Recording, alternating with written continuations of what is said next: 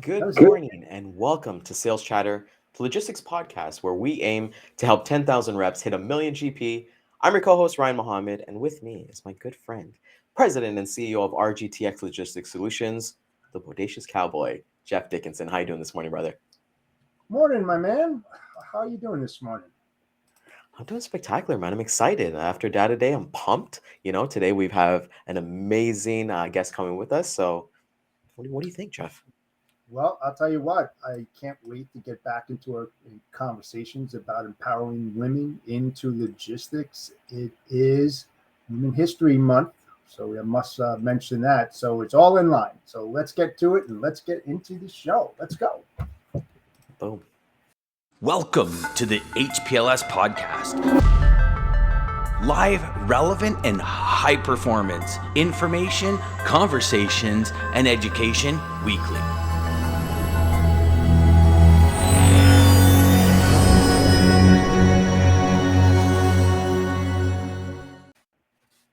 And there we go.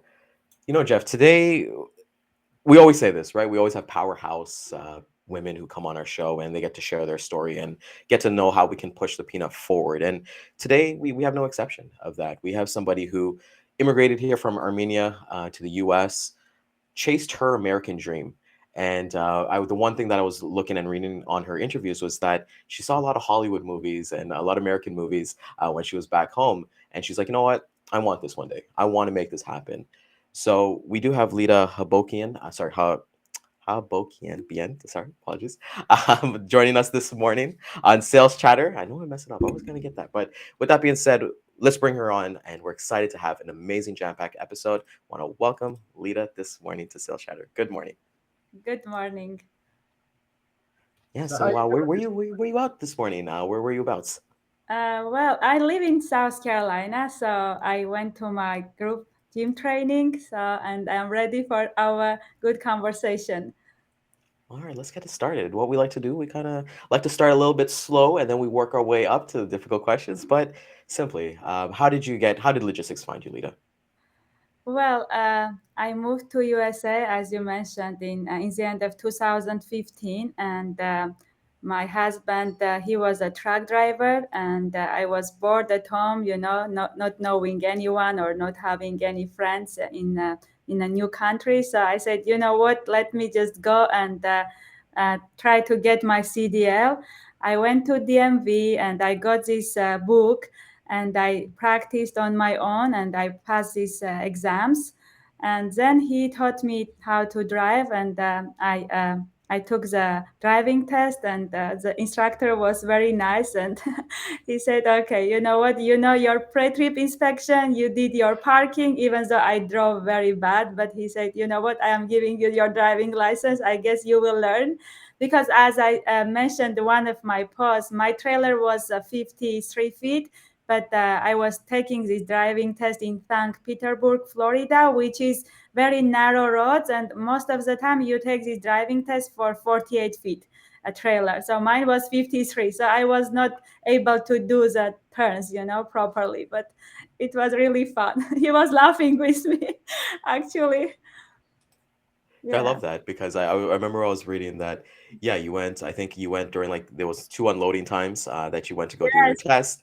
And Yes. can you explain a little bit more about that?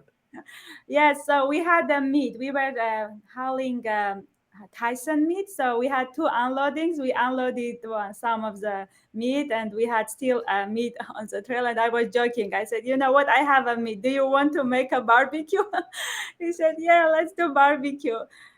So yeah, it was really fun experience. And then we drove almost all the states and I got to see all around America and it was very fun experience.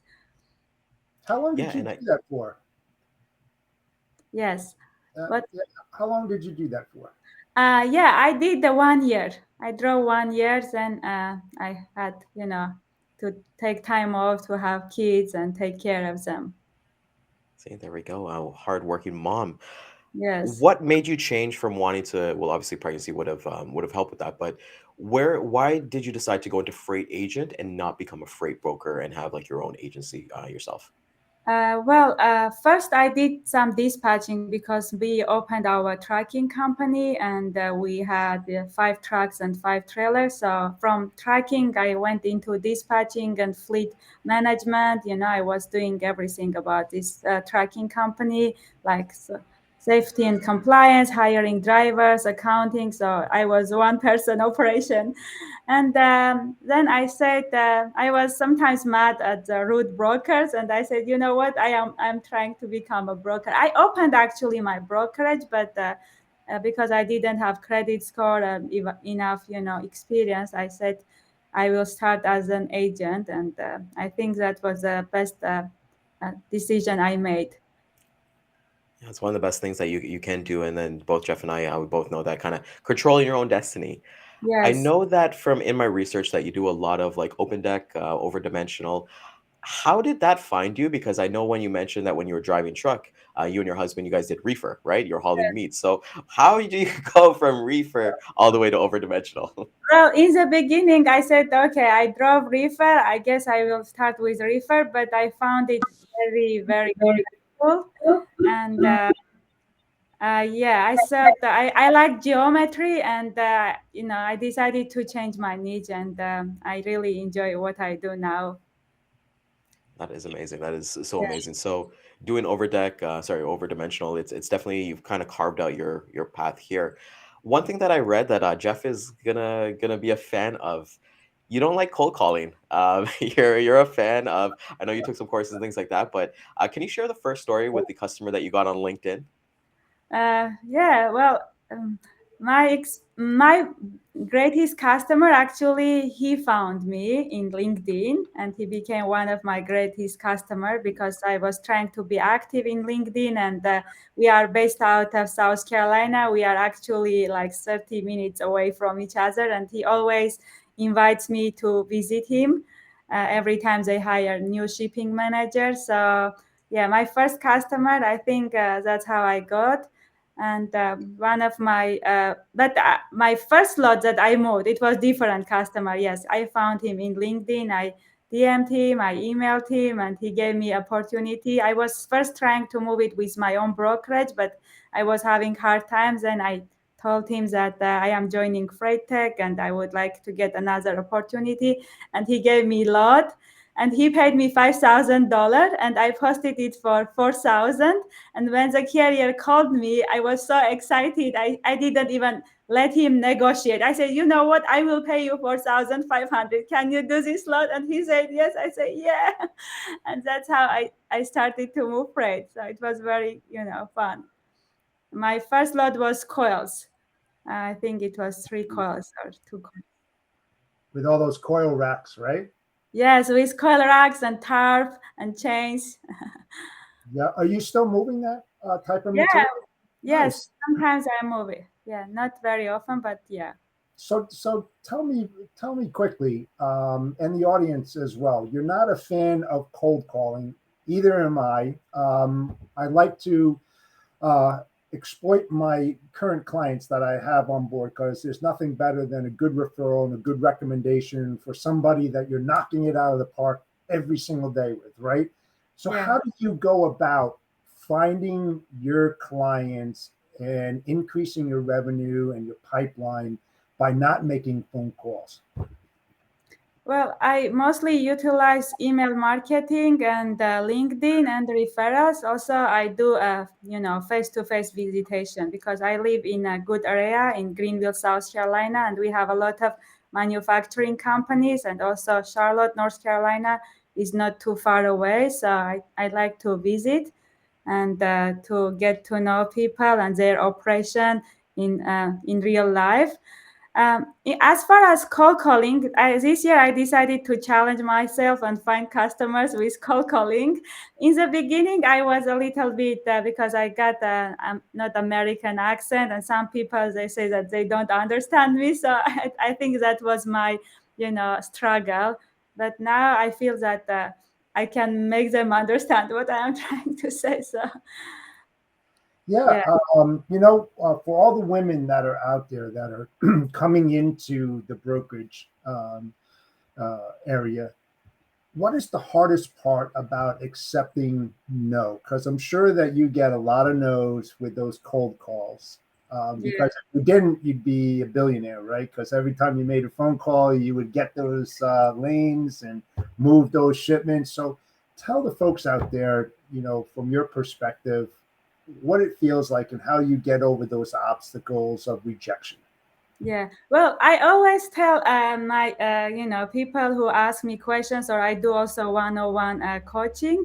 I always say that don't expect to get yes in the first conversation, because they have to know the correct. They have to have this correct expectation. First conversation, you just call to introduce yourself and to learn more about your customer, and then of course you have to do follow-ups. I always tell them that sales in follow-ups, you will never, almost never, you will get any load for the first call. So if you uh, if you think in that way, and you treat it like a long term, and then don't accept that you will get a load for the first time, then you will treat it like a game. And that's how I always try to treat the cold calling.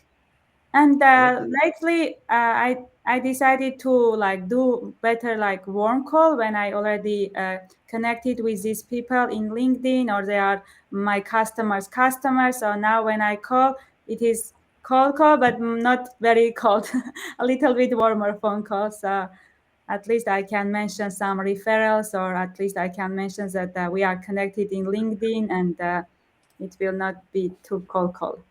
Let me ask you this real quick.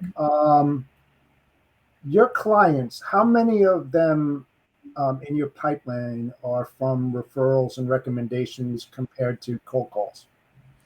Well, I don't have anyone, to be honest with you, with cold call. Referrals, I think I have two or three with referrals.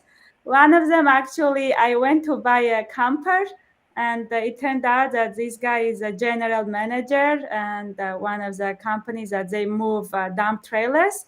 And he introduced me to his one of the branches shipping manager, and they started to give me dump trailers. It is power only. So that's how I got just going to buy a camper. So it is also very important just to introduce you everywhere you go, that you are a freight broker, and let them know that you are looking for customers, and you will appreciate if they recommend your services, or maybe connect to someone who is doing some shipments. So Nice. That is so perfect. That's the one thing that I've kind of fought with, Lita, is letting people know what I do.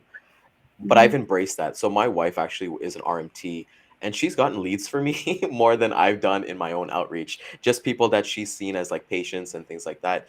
One thing you said a couple minutes ago that really drove home for me that I really appreciate is that when you said that you won't get the customer on the first call. I have a mindset of if a customer or a prospect is willing to give me loads or give me a load sheet or give me what they're working on the first call, they're doing that to the next couple people who are calling before or after. So that's where you get into the numbers game that you don't want to do that. Our topic is empowering women into logistics. I want to get your point of view because I know that Melissa's here. I know she's been a big mentor for you. How Yeah. important for you has it been having a woman mentor you who knows a lot in the game to kind of guide you on the path that you're currently on in your life?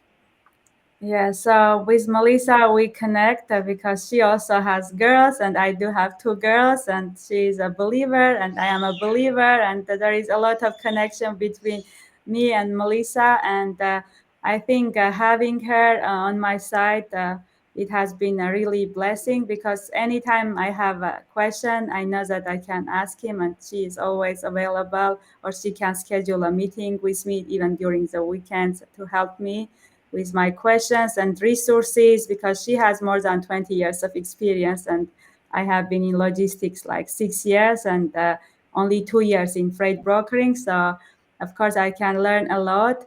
And yes, I think that is also very important, that no matter how long you have been in the industry, or no matter what you are doing, you have to always be open to learn, and also to teach.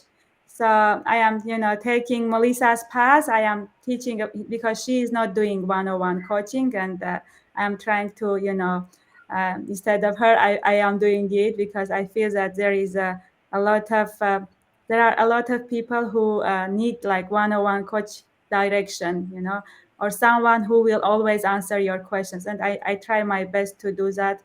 Even after these coaching sessions, they always ask me questions. I might not answer right away, but I am always, getting back to them and try to help them. I think just getting the information from someone who has more experience and passing it by to help others, I think that's it all about, to see other women or other immigrants or other people to succeed and help them. That's amazing. You're pushing it forward, and that's something that's so commendable, right? Like, there's a lot of people, Jeff, you can agree, right? In this Yes. industry, say, hey, we build up a successful business and we just keep it to ourselves and we die with all that knowledge that we've gained. And the one thing I've learned with you and seeing your posts is that you're constantly improving yourself. I think you made a post the other day about patience. That's one of the biggest skills that we can have. And for somebody who's brand new in the industry, we got a lot of people in the audience who I've talked to, Jeff has talked to, and yourself has talked to. They're brand new in the industry and they're losing that little bit of hope. So, what advice would you give to newer women coming to the industry, whether it be from a truck driving aspect, from a freight agent aspect, or something that maybe they want to lead towards being a coach like yourself? Yes, patience is really important. I have been, when I was doing dispatching, at the same time, I was trying to find customers. And of course, I was busy with dispatching and I was not fully committed to, prospecting. And I also was not getting any money. So one verse that really, helped me, this is, of course, it is not like Christian preaching, but it really helped me that it says, work heartfully for the Lord, not for the man, because everything you will get, all the rewards you will get from him. So we have to be patient. We have to think this as a long game, and we have to treat it like building relationship and building this business, because nothing happens overnight.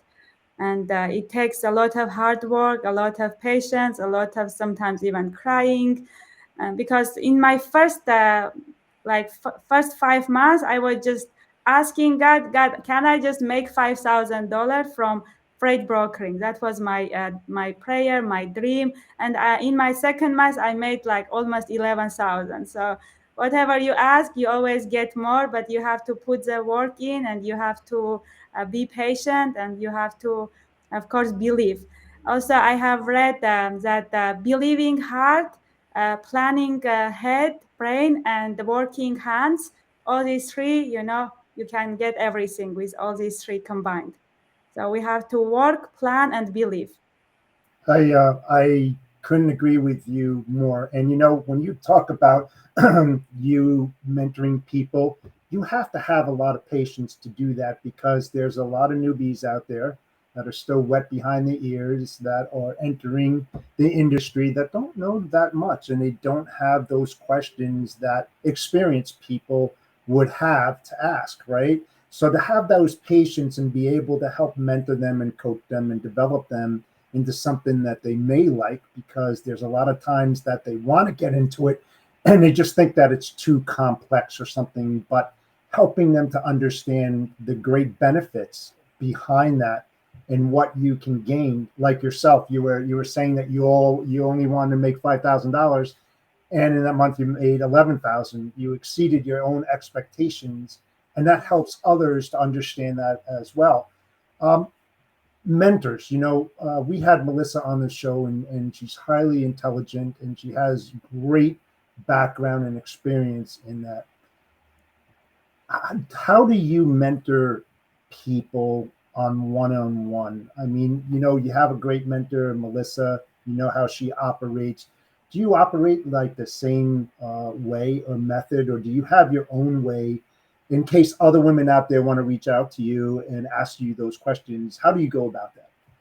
Well, I just took some notes when I was just starting out, and I remember what are my struggles, and I try to focus on this. Like, for example, I remember I took a course, and it says email the customer. Then I was stuck. I didn't know what I should email, what I should put the subject line, because logistics is very specific.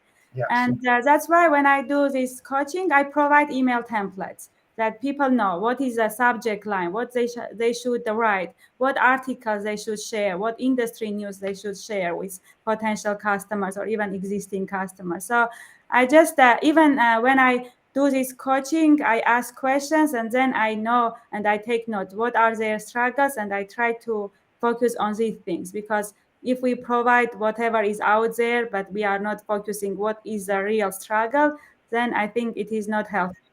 Also, when I am doing my coaching, I am not, of course, bragging, but I give everything what I can. I am trying to give everything what I can. And if it is needed to stay longer, I stay longer. Or I just try to give as much as possible. The rest is already putting the work and being patient and practicing and implementing whatever we learned. So, yeah. Love that you said that. We actually got some questions from the audience. Our audience is blowing up today, and actually, Yes. what I'm loving, I'm seeing here is that somebody actually questioned, and Nerf is helping that person out. So we're a community here. We want to help everybody, and everything's up there. So I got two questions for you. First one's going to be from loyal viewer Lisa. She mentions here, as a mom, what are some things you do to set and keep boundaries from helping and teaching others, and also being there for your family? Oh, this is a very hard question. I think yeah, that's how I think, but maybe it is incorrect. But if you want to succeed in business, I think you have to do some sacrifices in the beginning. And my kids, they are little, and of course I try to take them playground, play with them, but I would say I mostly focus on my business. And then when they grow, I think I will be more stable in my business, and I will have all the fun. I will travel with them. That's what I plan. So yeah, I think it is difficult to keep this balance, but That's the one thing we kind of hear reoccurring. You got to make that little bit sacrifice, but you know what? You hustle now and you sacrifice now so that you can have those rewards. It's not to get into sports or anything like that, but that's what I like about sports athletes is that they train in the off season. They'll skip the clubs, they'll skip the parties, but they'll be working in the gym. Kobe Bryant is one of the best ones out there to say that, so that he can win a championship in like 8 months or 9 months, right? So when you treat it like that, and Damon, our corporate sponsor, actually has a question for you here. What is your definition of hard work, Lida? Ooh, that's a good one. yeah, that's a good one. Good question. Well, I think hard work is that you always try to learn new things on your own, and practicing whatever you learned. Also, of course, in the beginning, when even now, sometimes there are some things that I am trying to figure it out.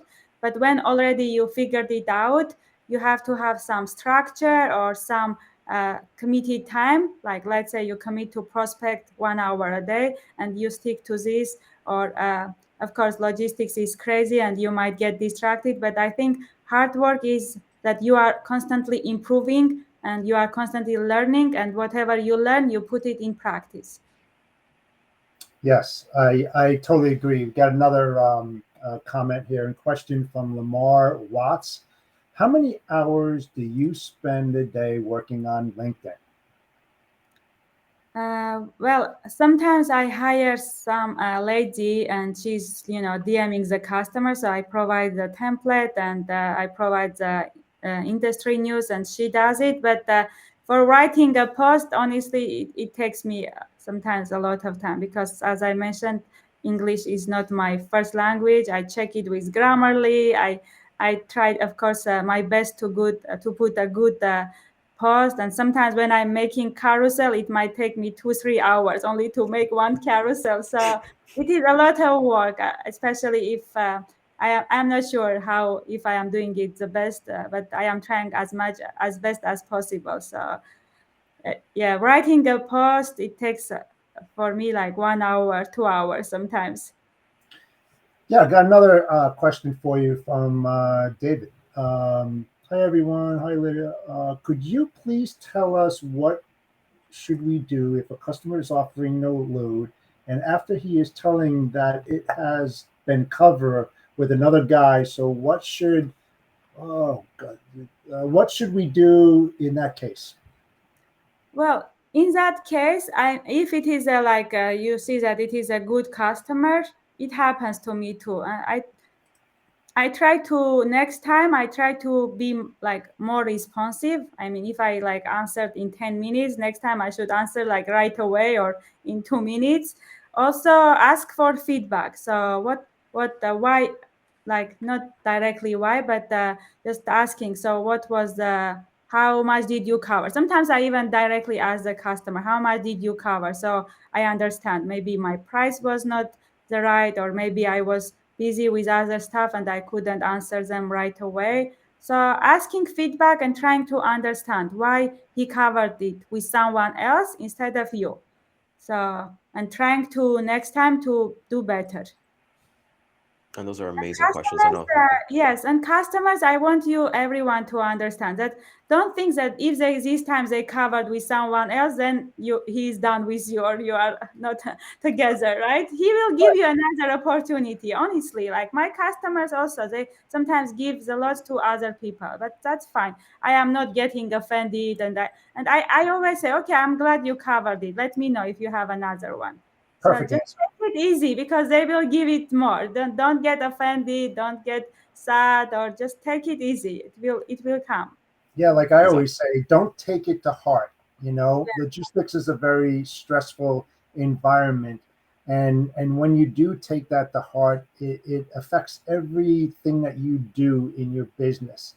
So you Yeah. just have to use it as a learning experience and move on, and figure out who are the customers that you want in your pipeline and the ones that you don't. Which ones are the profitable ones and which aren't. You know, those are the decisions as business owners and agents that you have to make every single day. And it's, you know, it's the same thing that customers do. Do I want to do business with Lida or not? Do I want to call her? What are my other options? And it's all related to service. And if you can knock it out, who are they going to remember? You, because you did your job well. Yes, and you showed good attitude, because if he covered it with someone else and then now you are with bad attitude, of course he might not give you. But if you are like in a good attitude and in a good mood, and you say, okay, glad you covered it, because of course it is his job to cover it fast too. He needs to cover this lot. So just I love that. That's perfect. It's one of the things that you show your value. One thing I did early in my career that I didn't like, Lita, was that when a customer would say that they covered a load, I would say, "Okay, what's your price? Can I match it?" And it's like that's what that threw my value outside the window. So we got one more question for you to wrap it up. Where we're enjoying this time here that we're having with you. I want to thank you so much for that. But the last question for you: what do you want your legacy to be in this industry, to your kids, to your family, to the people that you work with, that you mentor, and people that you've worked alongside with after you're all said and done? sorry, I didn't hear the first part. Oh, sorry, my apologies. So, what would you like your legacy to be when you leave the freight brokerage game? Well, I actually want to follow Melissa. So I think Noor also, he's saying that he's giving some tasks to his kids. So Yeah, when my kids are still 2 and 4 years old. So when they grow up, of course, I want them to be my company's manager and and to help me, and also they can get all this experience and all. I want honestly, I want everyone to get whatever they want. If they want to make 10,000, let them make it. If they want to make 1 million, let them make it. I want everyone to get whatever they want. I am not competing. I am competing with myself. They say it like that, and I think it is really true, because uh, you have to improve all the time to be better. I love that. And you're serving, and those things are going to help you tenfold. I think that's extremely important when you want to help somebody get what they get. The universe is going to pay you off, just like with that quote that you gave earlier on today, which was amazing. So, want to thank you so much. The comments are blowing up, so I feel like we need to bring you Can back I on. add something about the legacy? Because I am also working with, I am creating my first digital course for people outside of the United States, because I want to give this opportunity to them. Also, as I can speak 3 languages, I can train them in different languages. So I think just sharing the knowledge and giving opportunity, because there are other there are a lot of people, like for Armenia, they do double brokering, and I don't like it, and I want to train them to do real brokering, because they already know like 50% of the job, how to cover the lots and everything. They just don't know how to go and prospect. So that is my another goal: people outside of the United States to get into logistics and to work remotely. And it will be great for American brokerages, and it will be great for them too, because American brokerages, they can maybe do a little bit less commission, but at the same time they will make a lot of money for their country. So it will be win-win situation. That is so commendable. Where can Yeah. people who are watching this for the first time and seeing you on here, how can people get a hold of you? What's your what's the best ways to get a hold of you? Well, I think that as of right now, I am still trying to grow my other social media platforms, but the best way to reach out in LinkedIn as of right now. Perfect. So, want to thank you again for coming out this morning. Did you have fun? Did you have fun with us? Is Oh this yeah, and I'm so happy. We had a lot of guests. I'm so happy. I know most of them. Thank you so much, guys, for joining. I'm very excited that you joined, and I hope you got something from this conversation. Thank you so much. So, if you did Thanks. find value in this, which I know you did, like, comments, and subscribe to our channel. You know, we've got the little QR code going on here to support our little channel, our little small business that Jeff and I are running here. And it's really important that we spread these messages to everybody out there. So we will hit the replay again at 2 and 6 p.m. Eastern Time on LinkedIn, Facebook, YouTube, and Twitter. Want to thank our corporate sponsor, Damon at Centurion Trucking and American Logistics. If you are a sales agent and you're looking for a move to go for a place where, hey, they put people over profits, hit up Damon and his team, because they are paying people up to 60% GP. That's a big number there. So I want to thank him for coming out. Lida, thank you so much. And Cowboy, take us home, my man. Yes, thank you so much, Lida, for joining us today. It was very insightful. We had a lot of comments today, that's for sure. And that tells us that you know exactly what you're doing and that you've helped so many people out there. So we appreciate that. And we hope that you'll come back and join us someday because we had a great time with you. And thank you so much again. Thank you so much. I'm so happy that you invited, and I actually never talked to you, Jeff, and I am happy to know you. I talked to Ryan before once, so I am happy to know you in person, in online person meeting. Yeah, there you go. Likewise. Likewise. Yes.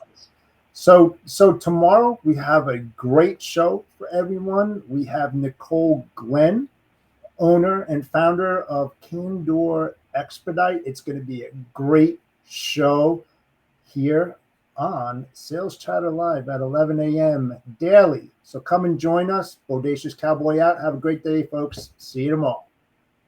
Bye. See you.